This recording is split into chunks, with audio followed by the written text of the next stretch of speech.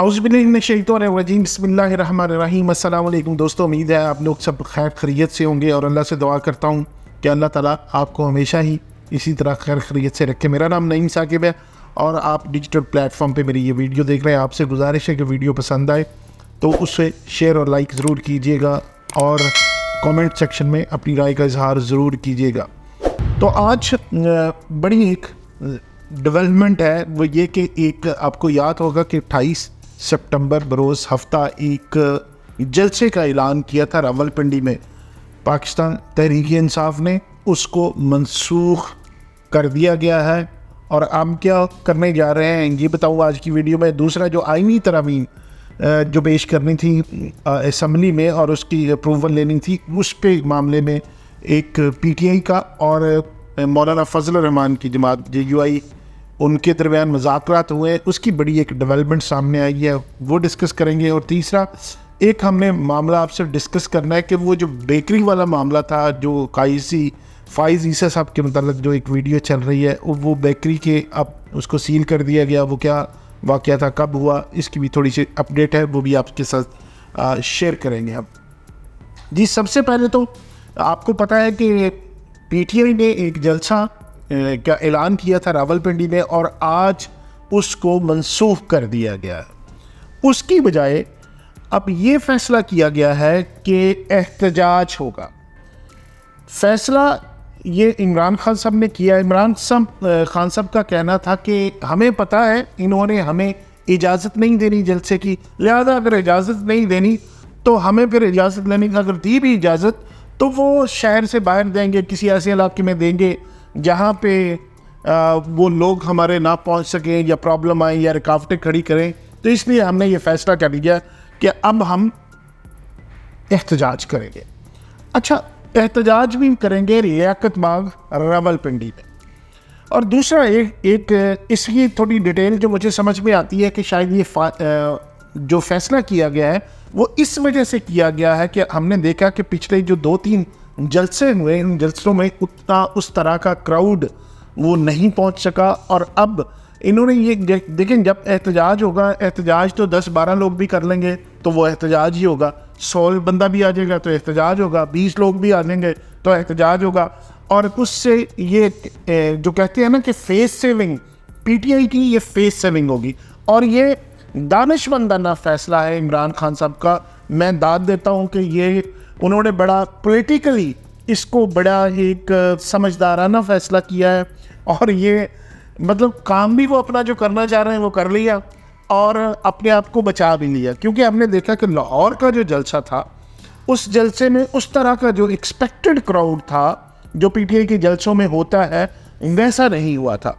और उसके बाद बहुत सी वीडियो शेयर सोशल मीडियाज़ पे हुई और पार्टी रहनुमा भी, आपको पता है कि बैरिस्टर गौहर साहब फ़ौरन चले गए और लाइट बंद कर दी और फ़ौरन माइक बंद कर दिए गए, जिससे बड़ी थोड़ी सी एक तरह के बैकफुट पे गई। और थोड़ी सी जो उनकी एक होता है ना कि भाई एक होम ग्राउंड होता है और ये एक आपकी वो तरह के प्लस पॉइंट होता है, तो जलसे करना, लोग इकट्ठे करना PTI का ये प्लस पॉइंट था, ये उनकी ताकत थी। लेकिन लाहौर के जलसे में उनकी ये ताकत थोड़ी एक्सपोज हुई। उसकी बड़ी वजह थी, एक तो वो जगह बहुत बड़ी थी। अगर वहाँ पे 2 लाख बंदा भी होता तो बंदे इतने ज़्यादा लगने नहीं थे, क्योंकि वो गवर्नमेंट ने ये काम किया था, एक बड़ा खुला ग्राउंड दे दिया, वहाँ मच्छर भी बहुत थे। और सबसे बड़ी बात कि जलसे की जो टाइमिंग थी वो 3 से 6 बजे कर दी थी। अब जलसे तो होते ही रात को शुरू हैं तो शाम में फिर इस तरह के मसले मसाइल बने, जिसकी वजह से वो जो प्लस पॉइंट था, वो जो उनकी विकेट थी, उस विकेट पर वो ना खेल सके।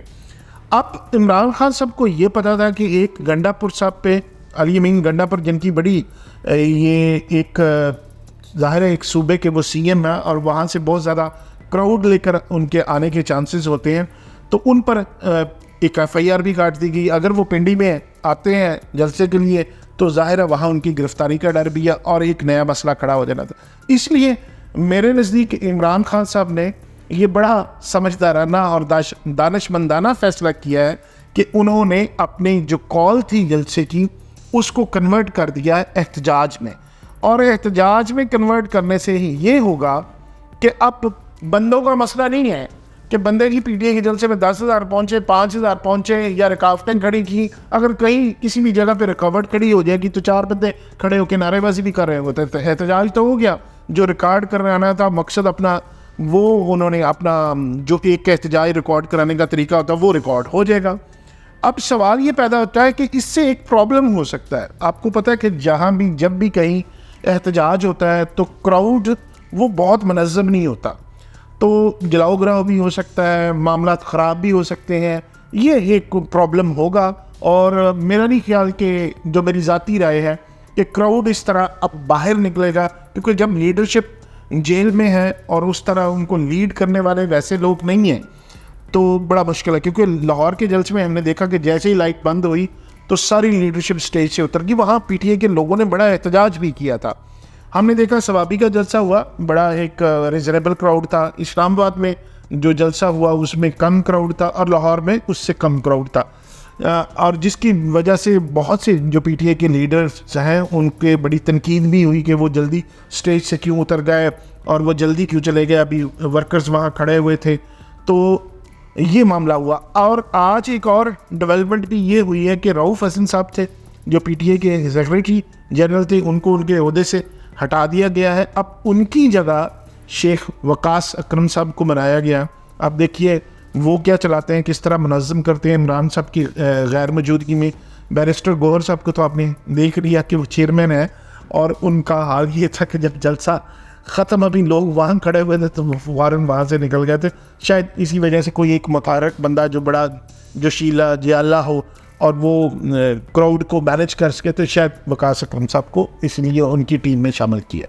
अच्छा, उनको निकाला नहीं है, वो उनके थिंक टैंक का, जो रऊफ़ हसन साहब थे उनको उनकी थिंक टैंक का कमेटी है जो उसका शायद सरबराह बना दिया गया। अच्छा, ये तो एक मामला था जो आपसे डिस्कस किया। दूसरा मामला वो है कि आईनी तरामीम का। आपको पता है कि पिछले कुछ दिनों से बड़ा इसकी हाइप बनी हुई है और हुकूमत उसको पास करवाना चाहती है, लेकिन उनके पास नंबर गेम में वो ज़ाहिर है अभी वो पूरी नहीं हुई। बहुत से, और जो मामला अटका हुआ था वो मौलाना फजल रहमान JUIF की वजह से अटका हुआ था। मौलाना साहब के पास बहुत से लोग जा रहे हैं, कभी हुकूमत जाती है, कभी बिलावल साहब जाते हैं, और आज जो गए PTI के सलमान अकरम राजा साहब गए जी। और ये फैसला हुआ, एक बड़ी डेवलपमेंट हुई है PTI के दरमियान और JUIF के दरमियान कि अब वो मुश्तरका एक आइनी मसवदा तैयार करेंगे, और जो उनके हैं मुर्तज़ा साहब, कामरान मुर्तज़ा साहब, वो और PTI के लोग ये मिलकर सलमान अकरम राजा साहब एक मुश्तरका आइनी तरामीम का एक मसवदा तैयार करेंगे। फिर उस पर इत्तफाक़ राय अगर हो गया तो फिर मेरा ख्याल है कि सारी जमातों की रजामंदी से ये पास हो जाएगा। इससे पहले हमने देखा कि PTI, हम जो मुस्लिम लीग नून की जो लीडरशिप थी वो उसमें थोड़ी एग्रेसिव थी, मामले मिल रहे थे मौलाना फजल रहमान से, और ये गए थे अपने तारड़ साहब भी गए थे और बड़े लोग गए, लेकिन उसके बाद देखा कि वो थोड़े से लीडरशिप मुस्लिम लीग नून की हुकूमती पार्टी थोड़ी सी स्लो होगी। अब उसकी बजाय जो ज़्यादा फ्रंट पोर्ट पर और एक्टिव हुए हैं वो हुए हैं बिलावल भुट्टो जरदारी। अब सारे मामलात को मेरा ख्याल है उन्होंने टेकअप कर लिया और वो फ्रंट फुट पे आ गए।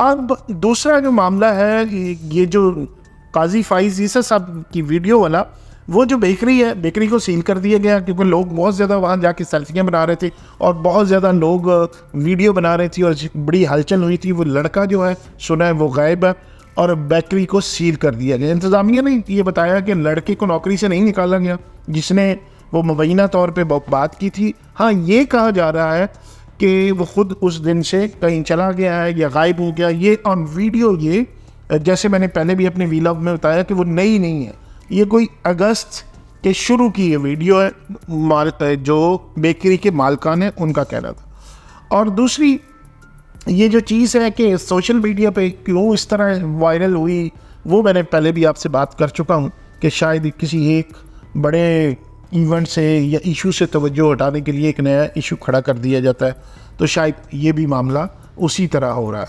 अब देखते हैं। और साथ ही बड़ी और भी इम्पॉर्टेंट चीज़ हुई है, वो इंशाल्लाह अगले वीलॉग में आपसे डिस्कस करूँगा। अब तक के लिए इतना ही। खुदा हाफिज़।